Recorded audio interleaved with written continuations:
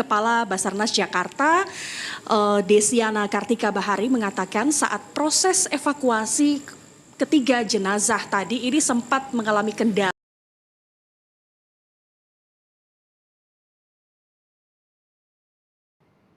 Akibat kecelakaan pesawat di kawasan Bumi Serpong Damai, Tangerang Selatan, Banten, 3 orang dilaporkan meninggal dunia. Ketiganya merupakan pilot, teknisi, dan seorang penumpang.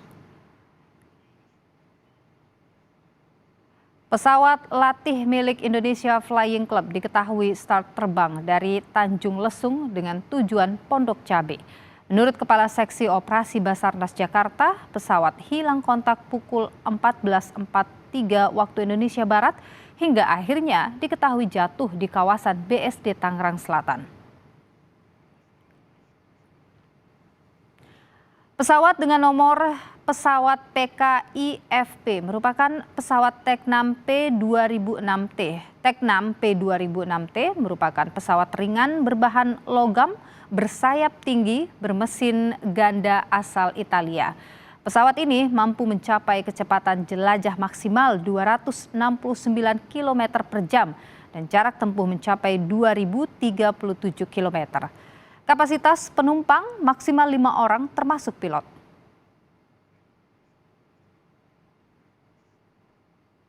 Seperti apa perkembangan terbaru dari jatuhnya pesawat di kawasan BSD Tangerang Selatan? Kita bergabung. Kita tanyakan pada 2 jurnalis Kompas TV, ada Gracia Adur dan juga ada Dipo Nur Bahagia, saudara.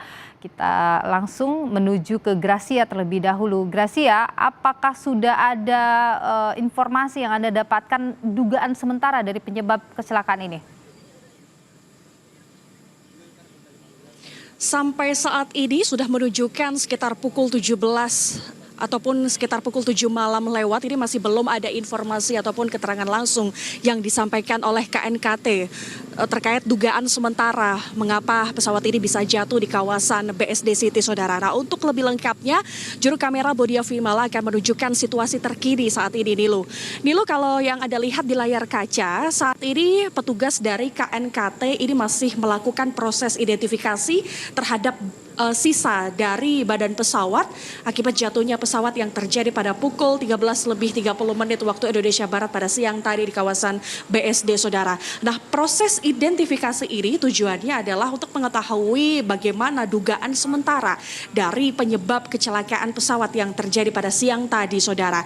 Nah, tadi sekitar pukul 18.30 atau sekitar setengah 7 malam, tadi tim petugas KNKT dibantu dengan damkar dan juga Basarnas sudah melakukan beberapa bagian badan pesawat pemindahan ke dalam truk, saudara. Tadi sudah ada sebagian yang sudah ditaruh dan kalau yang Anda lihat saat ini ada beberapa badan pesawat yang belum dipindahkan. Kenapa masih belum dipindahkan?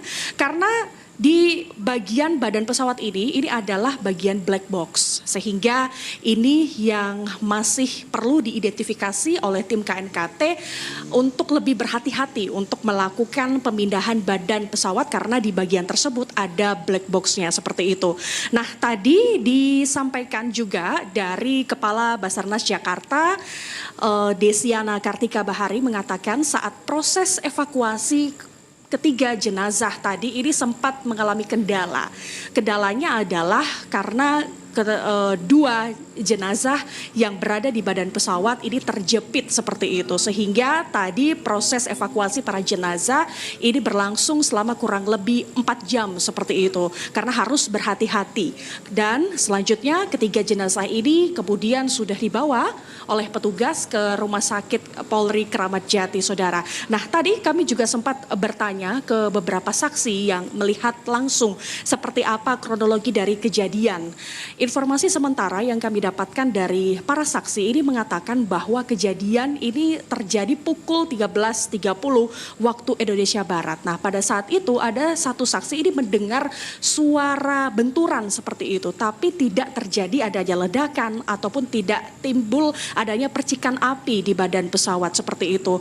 Dan tadi di lokasi juga para saksi ini melihat bahwa ada korban yang ini terlempar dari pesawat seperti itu, sehingga ada 2 korban yang masih berada di badan pesawat. Ini kemudian tindakan dari para saksi adalah langsung menghubungi petugas keamanan setempat seperti dari petugas kepolisian dari Polres Tangerang Selatan dan juga dari Damkar ataupun Basarnas seperti itu. Nah, fokus tadi juga disampaikan bahwa saat kejadian jatuhnya pesawat ini kondisinya adalah hujan lebat seperti itu. Sehingga ini yang masih dicari tahu oleh kami semua, oleh para jurnalis dari KNKT juga, apakah karena cuaca lebat ini bisa menjadi penyebab ataupun dugaan sementara jatuhnya pesawat ini. Nah, sampai saat ini Dilu dan juga saudara, ini kami juga masih menunggu keterangan dari KNKT karena kami juga tidak boleh melebihi garis polisi karena di belakang saya ini masih berlangsung proses identifikasinya. Nanti rencananya kemungkinan proses identifikasi kemudian pemindahan badan pesawat ini akan selesai pada malam hari ini. Kita akan tunggu bersama seperti apa kronologi dan juga dugaan sementara dari KNKT ini. Nanti informasinya bahwa badan-badan pesawat ataupun puing-puing pesawat ini akan dibawa ke KNKT untuk dilanjutkan proses identifikasinya, Nilo. Baik, Gracia Adur, sekarang para korban sudah dibawa ke Rumah Sakit Kramat Jati, Jakarta. Saya akan menuju ke jurnalis Kompas TV Dipo Nurbahagia yang ada di Rumah Sakit Polri Kramat Jati. Dipo, apakah keluarga korban ini sudah tiba di rumah sakit? Termasuk juga soal kepulangan korban ini, sudah adakah informasi kapan mereka akan dipulangkan? Iya, berdasarkan pemantauan kami, pihak dari keluarga ini sudah tiba pada sekitar pukul 6 malam hari tadi, dan saat ini memang sedang berada di dalam gedung forensik untuk kemudian mengikuti nampaknya rangkaian proses identifikasi yang tentu akan dilakukan oleh pihak dari Rumah Sakit Polri Kramat Jati. Tetapi tidak hanya pihak keluarga Nilo, tetapi juga ada pihak juga dari Indonesia Flying Club yang juga tadi kami lihat masuk ke dalam ruangan untuk kemudian dimintai keterangannya oleh pihak dari Rumah Sakit Polri Kramat Jati. Nah, untuk proses saat ini, kalau kita dasari pada statement yang sebelumnya disampaikan melalui jejaring WhatsApp kepada kami, begitu dari Kepala Rumah Sakit Polri Kramat Jati, Brigjen Haryanto, menyebut bahwa saat ini prosesnya adalah proses administrasi. Artinya pihak dari Rumah Sakit Polri Kramat Jati ini memintai persetujuan terlebih dahulu kepada pihak keluarga untuk kemudian memulai proses identifikasi. Nah,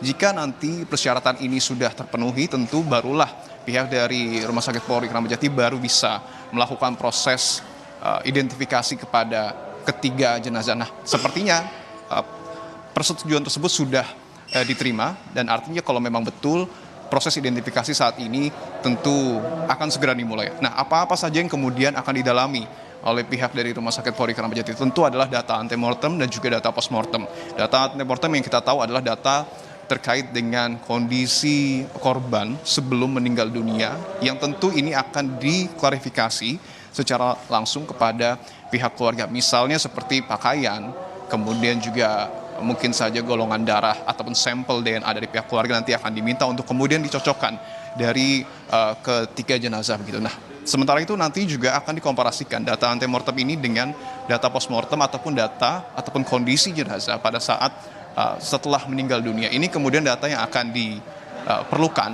oleh pihak dari Rumah Sakit Polri Kramat Jati untuk memastikan siapa-siapa saja ataupun mengidentifikasi ketiga jenazah yang saat ini sudah berada di Rumah Sakit Polri Kramat Jati ini loh.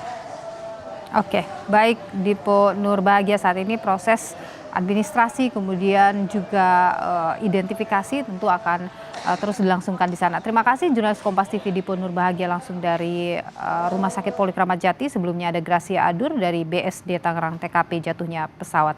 Terima kasih rekan-rekan.